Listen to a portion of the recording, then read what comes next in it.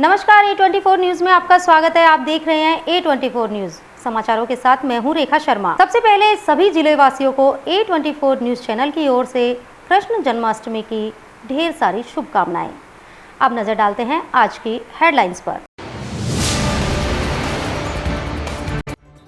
कृष्ण जन्माष्टमी के अवसर पर मंदिरों में हुई विशेष सजावट। रंगीन रोशनी से सजाया भगवान का दरबार। खास रूप से तैयार किया गया धनिये की पंजीरी का प्रसाद।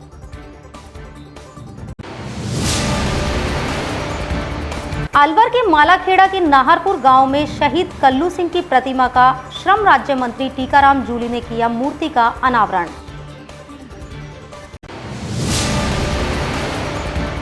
स्थानीय स्कीम नंबर 4 में लोडिंग ट्रक की टक्कर से विद्युत पोल हुआ धराशायी। लोगों को उठानी पड़ी भारी परेशानी। लोगों ने क्षेत्र में बड़े वाहनों की रेलमपेल पर जताई नाराजगी। राजस्थान के मंत्री शांति धारीवाल के बयानों की ब्राह्मण युवा सभा ने की निंदा। वहीं यूडीएच मंत्री शांति धारीवाल ने विवादास्पद बयान पर मांगी माफी। और अब समाचार विस्तार से। अलवर जिले में भगवान कृष्ण का जन्मदिन श्री कृष्ण जन्माष्टमी के अवसर पर मंदिरों में भगवान कृष्ण के बाल रूप की साज सज्जा के साथ भगवान को भोग की तैयारी की गई। शहर के मंदिरों में विशेष रूप से तैयारियां की गई। पेश है रंग बिरंगी रोशनी तो कहीं शानदार पंडाल बने हुए हैं। वहीं गली मोहल्ले में दही हांडी के कार्यक्रम की विशेष तैयारियां की गई हैं। A24 न्यूज चैनल की यह खास रिपोर्ट। रेलवे स्टेशन के निकट स्थित ARG आवासीय परिसर में स्थित मंदिर को विशेष रूप से सजाया गया। रंग बिरंगी रोशनी के साथ भव्य पंडाल बनाया गया। मंदिर में देर रात तक भगवान कृष्ण के जन्मोत्सव पर सांस्कृतिक कार्यक्रमों को रखा गया।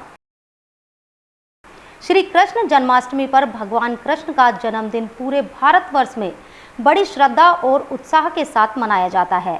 इसे जन्माष्टमी या गोकुलाष्टमी के नाम से भी जाना जाता है, जिसमें हिंदू लोग श्री कृष्ण के जन्म को विष्णु के 8वें अवतार के रूप में मानते हैं। यह हिंदू चंद्र पंचांग के अनुसार भाद्रपद में कृष्ण पक्ष के 8वें दिन को मनाया जाता है। स्थानीय राधा कृष्ण मंदिर में भगवान की मनमोहक झांकी सजाई गई। इस दौरान मंदिर के मुख्य द्वार से लेकर मंदिर के अंदर तक रंग बिरंगी रोशनी से सजाया गया। भगवान के प्रसाद की भी व्यवस्था की गई। मंदिर के पुजारी ने जन्माष्टमी की तैयारियों की जानकारी दी। आज जन्माष्टमी पर्व जो मनाया जा रहा है, हर साल जो इस भांति मनाया जाता है उस हिसाब से नहीं मनाया जाएगा। कोरोना गाइडलाइन के हिसाब से जो नियमों का पालन करते हुए केवल 6 बजे से लेकर के रात्रि को 11:30 बजे तक भगवान के दर्शन है और रात्रि को महाआरती है और भगवान का प्रसाद है और एक 2 करके भगवान के दर्शन कराए जाएंगे। कोरोना लाइन का पूरा नियम और अनुशासन से पालन करते हुए जन्माष्टमी को मनाया जाएगा। जय श्री राम। भगवान का श्रृंगार चल रहा है, ठाकुर जी का श्रृंगार हो रहा है। भगवान की जो ड्रेस है वो वृंदावन से बनवाई है और फूलों का श्रृंगार है और रात्रि में 6 बजे भगवान के पट खुलेंगे जिसमें महादर्शन होंगे। हिंदुओं के विशेष रूप से वैष्णव परंपरा के हिंदुओं के सबसे पवित्र त्योहारों में से एक है। भागवत पुराण में वर्णित कृष्ण के जीवन कथा के अनुसार यह पर्व मध्य रात्रि के कृष्ण जन्म के उपलक्ष्य में उपवास रात्रि जागरण और नृत्य नाट्य अभिनवों और मध्य रात्रि भक्ति गायन के माध्यम से मनाया जाता है। स्थानीय शिवाजी पार्क स्थित खाटू श्याम मंदिर में भी यह त्योहार को मनाया जाने के लिए विशेष रूप से मंदिर की साज सज्जा की गई है। जन्माष्टमी उत्सव का केंद्र विशेष रूप से मथुरा और वृंदावन होता है, लेकिन अब यह एक वैश्विक त्योहार बन गया है। यह उत्तर प्रदेश, राजस्थान, मध्य प्रदेश, गुजरात, महाराष्ट्र, कर्नाटक, केरल, तमिलनाडु, आंध्र प्रदेश सहित भारत के अन्य सभी राज्यों, मणिपुर, असम, बिहार, पश्चिम बंगाल, ओडिशा में पाए जाने वाले प्रमुख वैष्णव और गैर सांप्रदायिक समुदायों का एक महत्वपूर्ण त्योहार है। कृष्ण जन्माष्टमी त्योहार नंदोत्सव के बाद आता है। यह उस दिन की याद में मनाया जाता है जब नंद बाबा ने कृष्ण जन्म के उत्सव को लोगों को उपहार बांटे थे।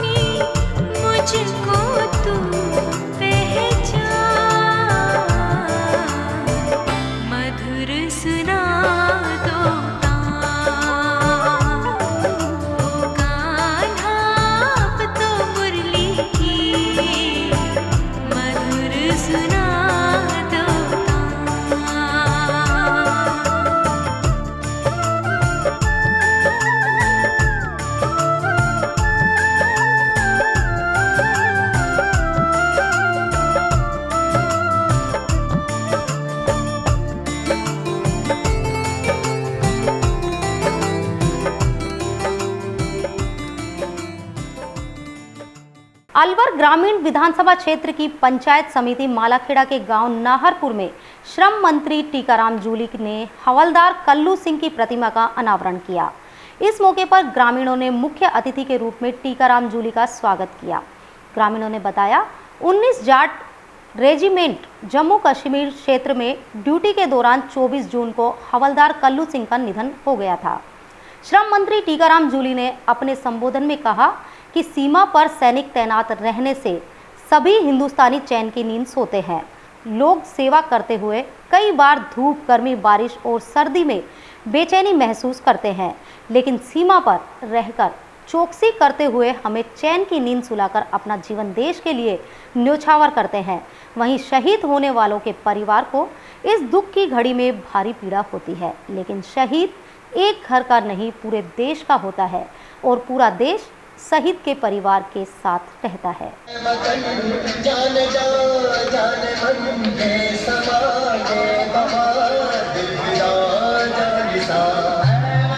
शहीदों की वजह से ही आज हमारा देश सुरक्षित है, हम लोग सुरक्षित हैं। अभी थोड़ी सी गर्मी है, हम पंखे भी चला रहे हैं। थोड़ी सी बरसात आएगी तो हम घरों में भी जाके बैठ जाएंगे। लेकिन हमारे जो सैनिक हैं, जो सीमा पे खड़े हैं, गर्मियों में धूल भरी आंधी लू के अंदर खड़े रहते हैं, सर्दियों के अंदर बर्फ के अंदर खड़े रहते हैं और बरसात के अंदर खुले में खड़े रहते हैं। और उन लोगों की शहादत की वजह से, उनकी मेहनत की वजह से आज हम सब लोग खुली हवा में सांस ले रहे हैं। ये हमारे उन सैनिकों की और उन शहीदों की बदौलत है। मैं परिवार के साथ हूँ। परिवार को, क्योंकि जिस परिवार से कोई व्यक्ति जाता है उसकी पूर्ति होना संभव नहीं है, लेकिन शहीद जो होते हैं तो किसी एक परिवार के नहीं होते, किसी गांव के नहीं होते, अभी तो पूरे देश के होते हैं। अलवर शहर के स्कीम नंबर 4 PNT कॉलोनी में एक विद्युत पोल को लोडिंग ट्रक ने अपनी गाड़ी बैक करने के दौरान खंबे को टक्कर मार दी। इस हादसे में खंबे के टूट जाने से विद्युत सप्लाई बाधित हो गई। उमस भरी गर्मी में बिजली गुल हो जाने से बालक व बुजुर्गों को काफ़ी तकलीफ का सामना करना पड़ा। वहीं घरों में रह रहे लोगों का भी गर्मी से बुरा हाल था। PNT क्वार्टर में रहने वाले नागरिक कमलकांत कंसल सहित अन्य मौजूद लोगों ने क्षेत्र के हालातों से मीडिया को अवगत कराते हुए अलवर प्रशासन पर एक के बाद एक आरोपों की झड़ी लगा दी। आप सुन सकते हैं और इसका अंदाजा भी लगा सकते हैं इस क्षेत्र में रहने वाले लोगों को प्रतिदिन किन किन परेशानियों से गुजरना पड़ रहा है। स्कीम नंबर 4 में PNT कॉलोनी के पास में जो आज ट्रक ने बैक करते समय खंबा तोड़ा है, इससे पूरी जनता स्कीम 4 की पिछले 1 घंटे से परेशान हो रही है।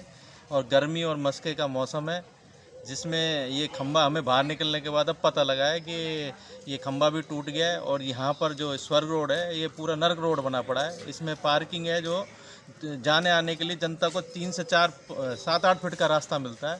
और पूरे टाइम पे टेम्पो और ट्रक खड़े रहते हैं। और इसी तरीके से ये कॉलोनी में बच्चों की बसें हैं, अब जो 1 तारीख से स्कूल चालू होने वाला है, उनके आने की अनुमति नहीं है, लेकिन ये ट्रक अंदर बेवजह ही आते रहते हैं और जनता परेशान है। किसी भी तरीके के हादसे की पूर्ण संभावनाओं से इनकार नहीं किया जा सकता। और प्रशासन बिल्कुल सोया हुआ है, इस और कोई ध्यान नहीं है, कोई आकर के कोई मॉनिटरिंग नहीं करता है। चाहे सुबह ऑफिस के लिए निकल रहे हो 9 बजे 9:30 बजे यहाँ पूरी तरह जाम हो जाता है और जाम निकलने के लिए रास्ता पूरी तरह लगा। इवनिंग में भी यही कंडीशन है। उधर वो कार्ड वालों ने पार्किंग के लिए रास्ता ऐसा कर रखा है जो जनता बिल्कुल पूरी तरह त्रस्त है। यहाँ पर जब गज्जक और रेवड़ी बिकती हैं तो भी रास्ता ख़राब रहता है। जब भी रास्ते कोई पार्किंग के लिए कोई व्यवस्था नहीं है और खड़ी होती है तो वहाँ पर कोई किसी प्रशासनिक अधिकारी को वहाँ पर नियुक्त नहीं किया जाता। कोई भी आप ट्रांसपोर्ट का कोई भी कांस्टेबल वगैरह वहाँ अपॉइंटेड नहीं रहता। पूरा रास्ता इस तरीके से रहता है। एक तो सर बारिश हो जाती है तो नाले से परेशान है, कुम्हार हैं वहाँ पे मिट्टी डाल करके रोक के रखते हैं। हर तरीके से कचरा और वो पूरी अव्यवस्था का वातावरण है। एक 11,000 kV की लाइन है और उसके पूरा मतलब पानी की सप्लाई है और वो पानी चढ़ता है, उसकी वजह से जनता को सप्लाई जाती है। अब ये टूट गया है तो सप्लाई कैसे जाएगी। मैं भीतर से जैसी आवाज़ सुनी फॉल्ट की, बाहर आया तो ये पोजीशन जैसे है ये नज़र आई। पता लगा ड्राइवर ये कल्ला है, उसके साथ ना कंडक्टर है ना खलासी। बगैर खलासी की, हाँ बिना खलासी के बिना कंडक्टर के उसने तेज कार्रवाई। चालक की लापरवाही लग रही है इसमें। बिल्कुल बिल्कुल। और उसके बाद हमारे पार्षद महोदय ने तुरंत कार्रवाई करके इसको अंजाम दिया, इसको कार्रवाई करा। जो आज जो घटना हुई इसमें जो लापरवाही तो ट्रक ड्राइवर की है, वो बैक करते हुए उसने ध्यान नहीं दिया, दूसरा पिलर था उस पिलर से टकरा के ये हादसा हुआ।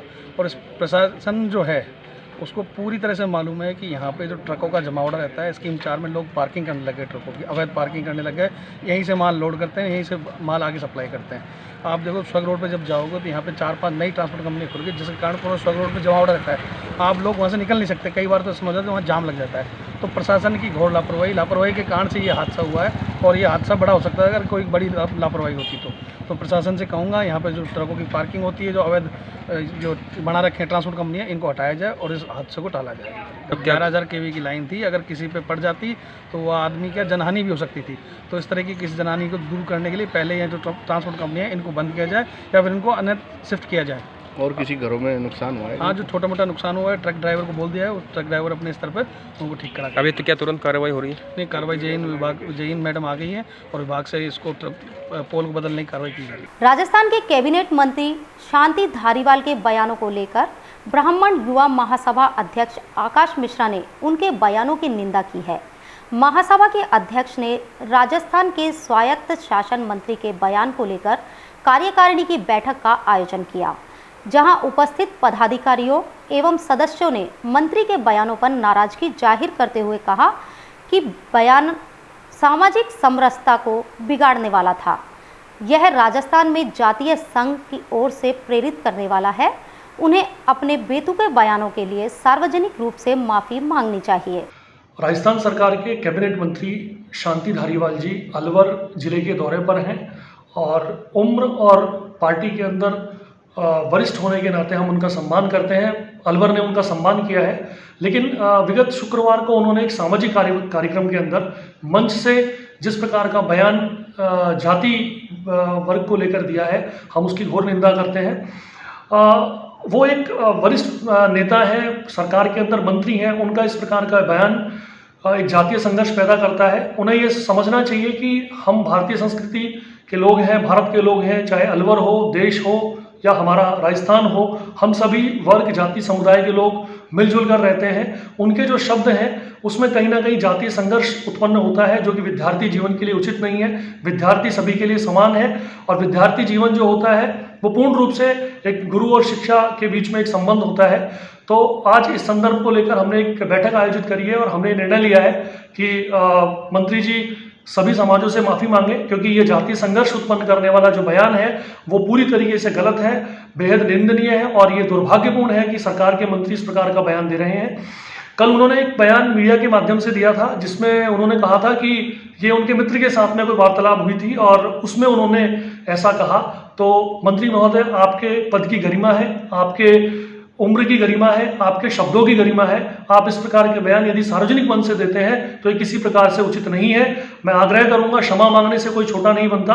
आप सभी समाजों से क्षमा मांगे और राजस्थान सरकार को सम्मानित करें, क्योंकि सरकार अपना अच्छा कार्य कर रही है, लेकिन आप जो नेता हैं इस प्रकार के बयान अगर देते हैं तो जातीय संघर्ष उत्पन्न होता है। हम सभी जाति समुदाय संप्रदाय वर्ग सभी मिलजुल कर रहते हैं। हमारा या समाज का किसी प्रकार का किसी से कोई इस प्रकार का विरोधाभास या कटाक्ष नहीं है, हम सब मिलजुल कर रहते हैं। तो हमने आज जो बैठक करी है वो इस संदर्भ में है कि जल्द से जल्द मंत्री जी सभी समाजों से माफी मांगकर सभी समाजों को समान रूप से आगे बढ़ाते हुए सभी विद्यार्थियों को शुभकामनाएं प्रेषित करेंगे। इधर जयपुर में राजस्थान सरकार के यूडीएच मंत्री शांति धारीवाल ने समाज से अपील की कि मेरे मित्र के साथ बातचीत हो रही थी तो मैंने सहज भाव से ही एक उदाहरण देते हुए ऐसा कहा था।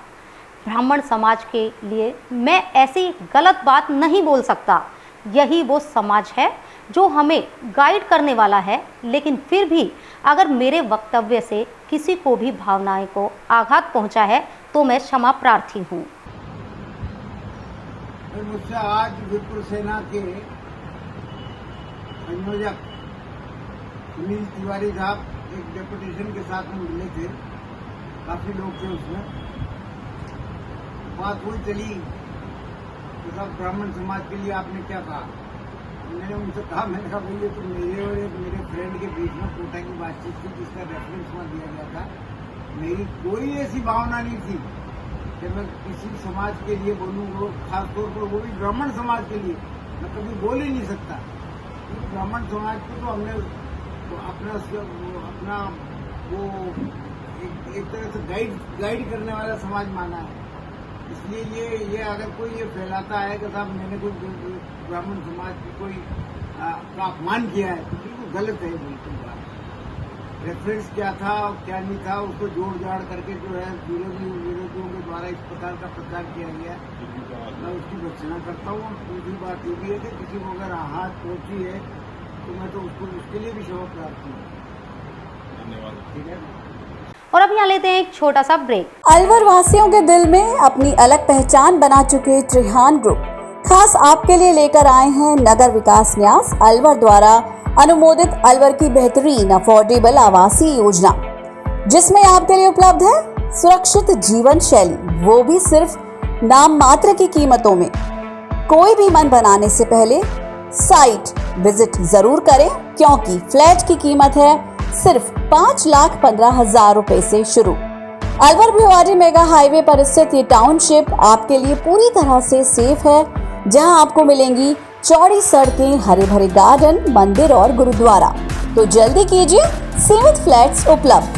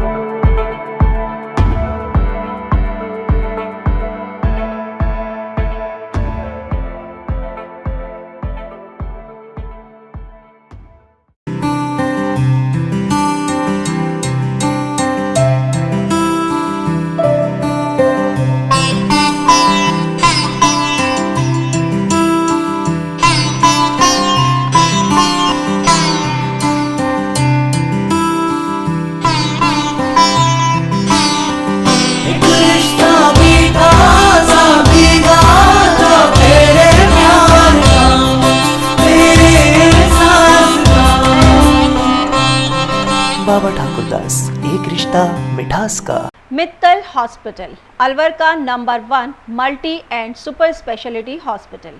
हमारे यहाँ उच्च स्तरीय वेंटिलेटर युक्त ICU, SICU, वातानुकूलित operation theatre, CT scan, dialysis, echocardiography, महिलाओं की दूरबीन द्वारा जांच, colour sonography, digital x ray, computerised lab, computer द्वारा हृदय, दिमाग और फेफड़ों की जांच, शिशु गहन चिकित्सा इकाई, सिजेरियन डिलीवरी, टीकाकरण, गर्भपात, फिजियोथेरेपी, टीवी पर फ्रैक्चर को जोड़ना, ECG जैसी सुविधाएं उपलब्ध हैं।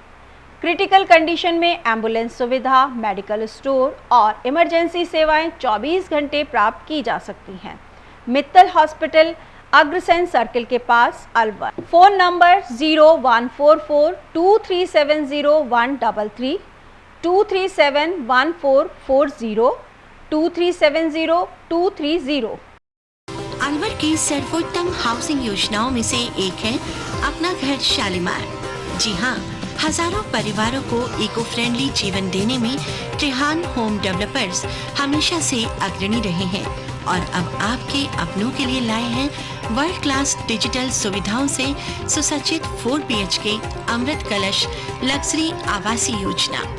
जी हाँ, इस आवासीय योजना में आपको मिलेगा स्वच्छंद वातावरण और अभेद्य सुरक्षा कवच के साथ एक ऐसा आशियाना जहां दर्पण और कर्टन भी आपके इशारों पर काम करेंगे। हाई डेफिशिएंसी वाले डिजिटल कैमरों की नजरों में रहेगी आपके अपनों की सुरक्षा। खूबसूरत हरा भरा terrace garden, automatic digital kitchen, अत्याधुनिक सुविधाओं युक्त बेडरूम, ड्राइंग रूम और बाथरूम। त्रिहान होम डेवलपर्स की ये अमृत कलश लग्जरी फ्लैट योजना आपके अपनों के लिए ही है। वर्ल्ड क्लास 4 BHK आशियाने की खूबियों को जानने के लिए आज ही विजिट करें अमृत कलश अपना घर Shalimar luxury residence near Telco circle Alwar Rajasthan. Contact number Ashok Saini 9672011113।